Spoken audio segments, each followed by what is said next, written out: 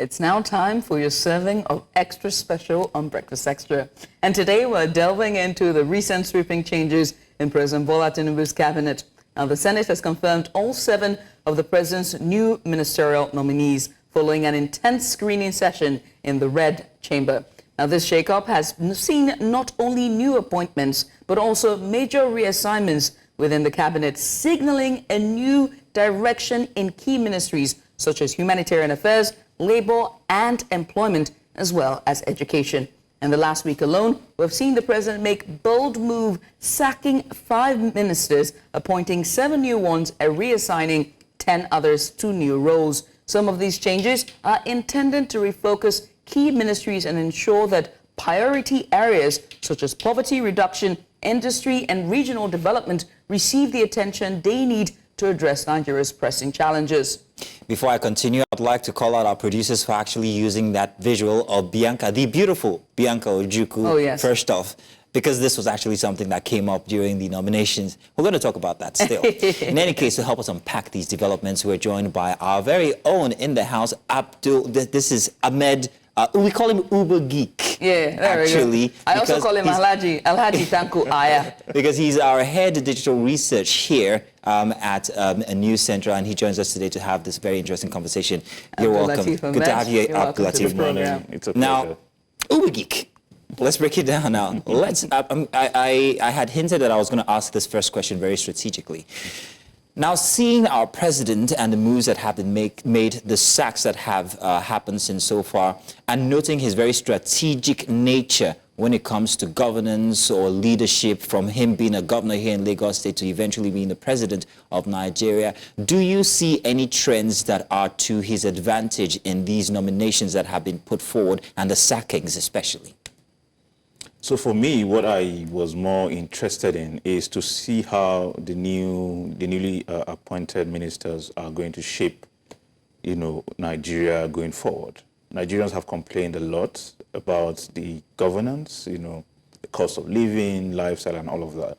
So that when you look at the appointments, the first thing I would want to know, for example, is those who have been replaced, what was their performances like?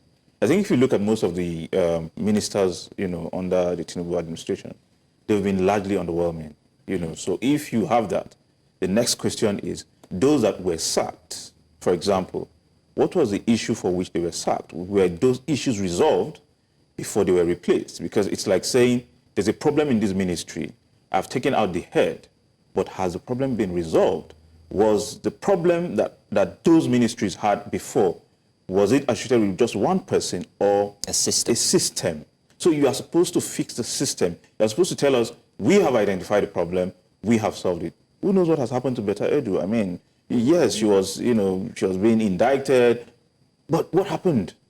So if you're replacing such a person, for example, we need to know, have you fixed the problem? Right. If this problem happens again, are we going to just push it, sweep it under the carpet or just push the can down? Use a Band-Aid over it. So Nigerians need to have that sense of, understanding and belief and security that, yes, people have been appointed not just for political ends or for the next elections, but because they need to work for the people. So do you see this as an effective change, an effective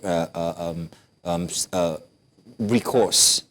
It's a timely change, but it may not be as effective as Nigerians expect. Noted. Speaking of effective, let's talk about the confirmation of the nominees and the screening. The Senate conducted what is purported to be a rigorous screening session. How would you, assess the screening process for these new ministers compared to those in past administration?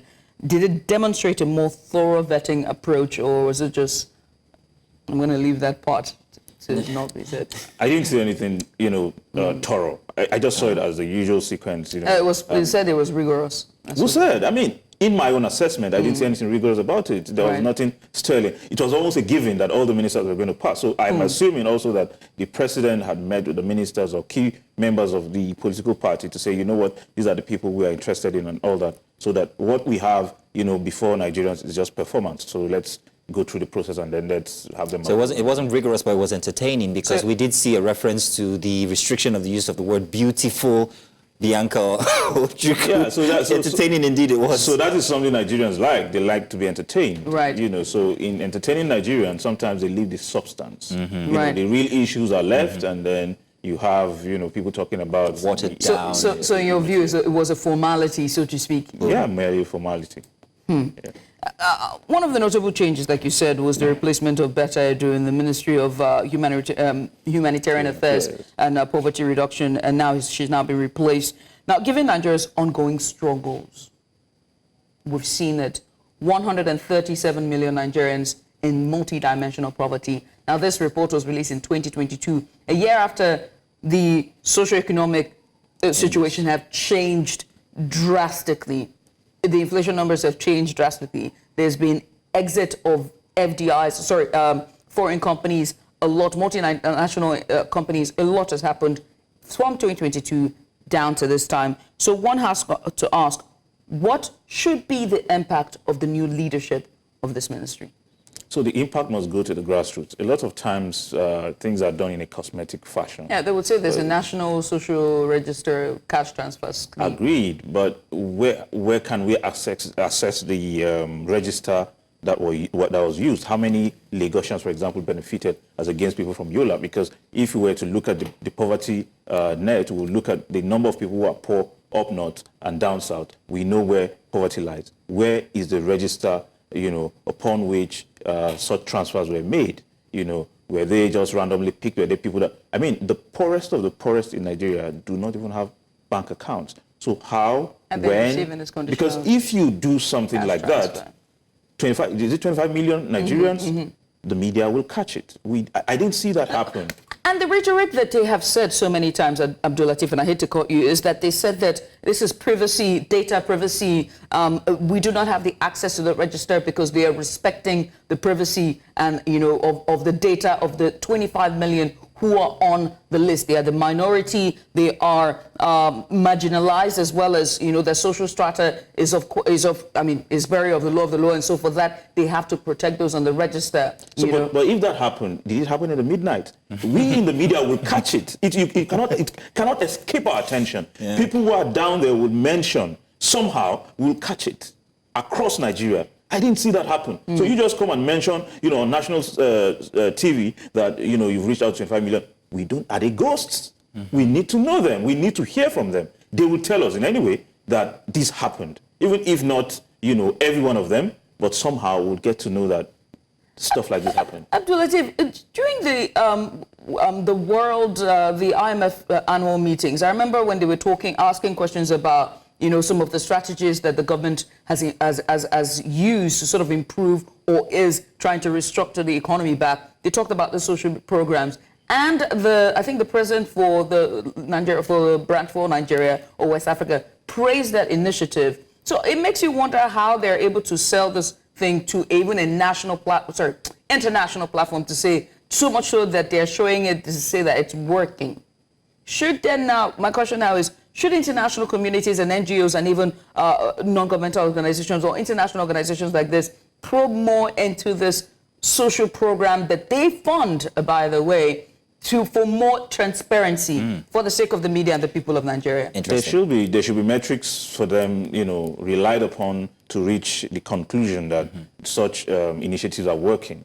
I don't know what metrics they relied on, but we are not seeing those you know, initiatives working, because we are having worse indices of development, worse poverty indices, you know, worsening living conditions. So on what basis are they reaching those conclusions to say that, you know, these national schemes are working? Most painfully also is that at the state level, we have governors who are actively driving poverty in Nigeria because they do not allow funds meant for development and growth to get to the grassroots.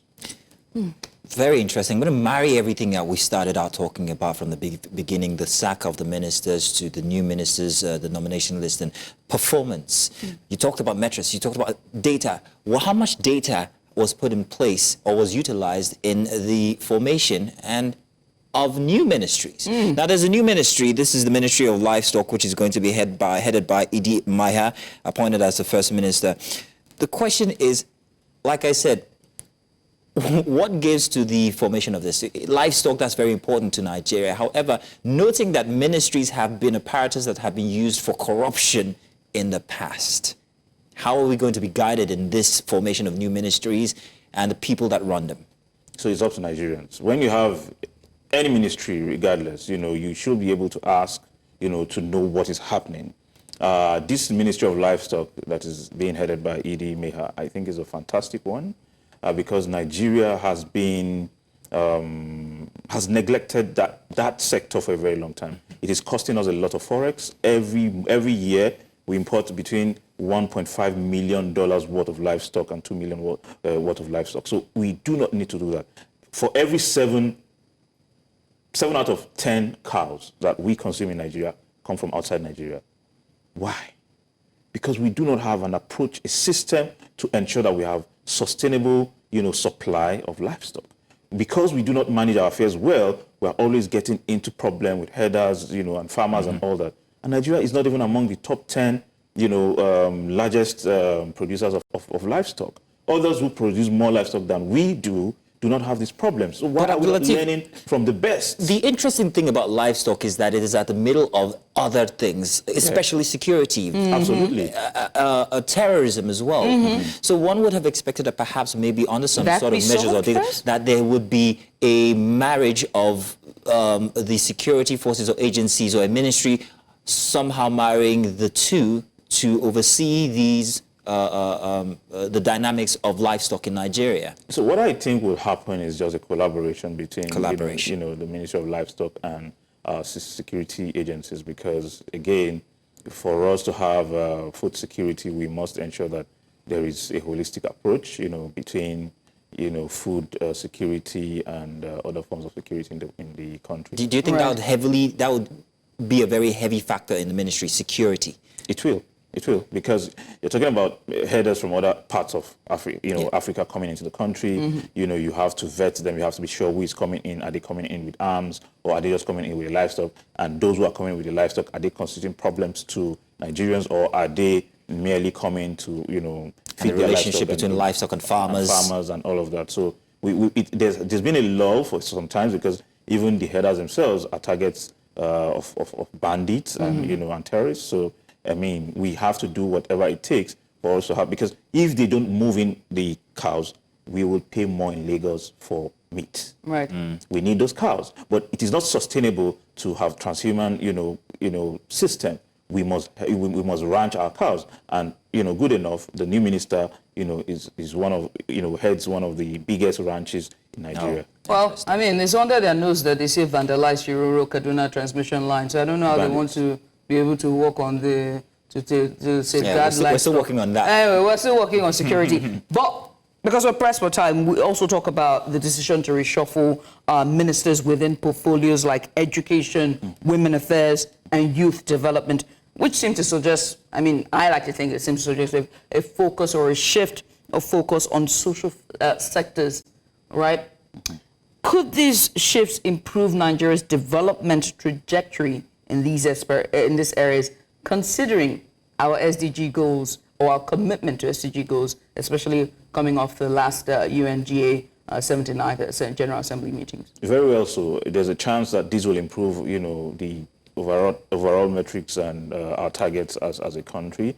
But what I have concerns for, again, is that in a country where you have almost the same number of women as men, you have ministries, about 42 male ministers and 7 female ministers, and there's no improvement because for policies to work, you must be able to key in the ideas of those who feel the impact directly. Women feel the impact, directly, and so we expect that there's a balance between how you appoint ministers and how you staff these agencies to ensure that your policies are translated into action. I'm so glad you're looking at the disparity in terms of, the gender, male versus female, right?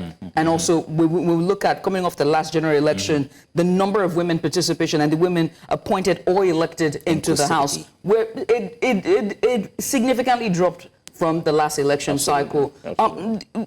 what would you expect in terms of, do you think that the government should also, or rather the executive now, the president should start looking at that as well? I mean, he already has a ballooned cabinet, the most highest in our history of democracy since 1999.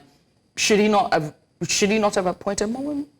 He should, but beyond appointing women, people want to see impact.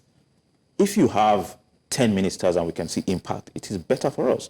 We were talking about Oronsai report some time ago, and we've not seen a slimmer cabinet. We're talking about cutting the cost of living, improving the living conditions for Nigerians, but we're not seeing the same happen in cutting the cost of governance at the level of executives. Right. So there seems to be a disconnect. You want something for Nigerians, but it is not reflecting in what you do as executives or even as parliamentarians. So Nigerians must see. They must see your words match with action. Let's have more women, because we've seen there's a correlation between more peaceful nations in Africa and the number and the representation of women and men in their parliament and in their government. You will see that across Nigeria, from Botswana to Namibia to Senegal, women are well represented in government. Final take: should this be applauded? This nomination list by the president. It will only be applauded when we see results. Yeah. Okay. How long will it take for this result? Because 1 year in, you're already firing and hiring. Give them 6 months to 8 months. Anybody who is going to fail, you will see the signs within 6 months. I'm so glad you're saying this, because during this, I'm sorry, Judith.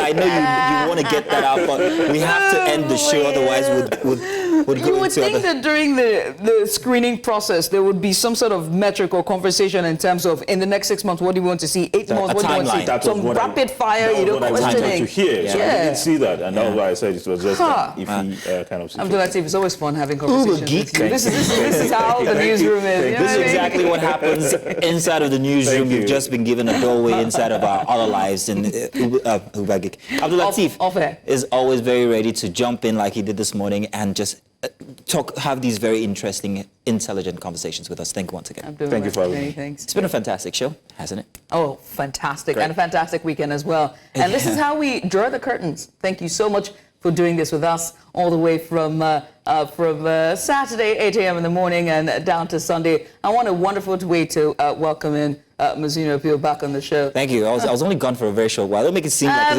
somebody that's going to run away very soon. I did enjoy my time out, and thank you for holding it down. Of course. Thank you very much to Osarage and Jonathan Hansen, who had this chair while I was gone.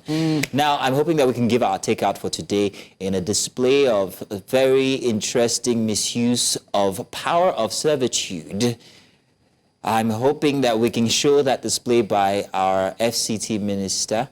I will just talk about it, Abdul Latif, since you're here. A very nonchalant approach to serving a people, which I thought was appalling to see. I think that that's also been the theme since Saturday, isn't it?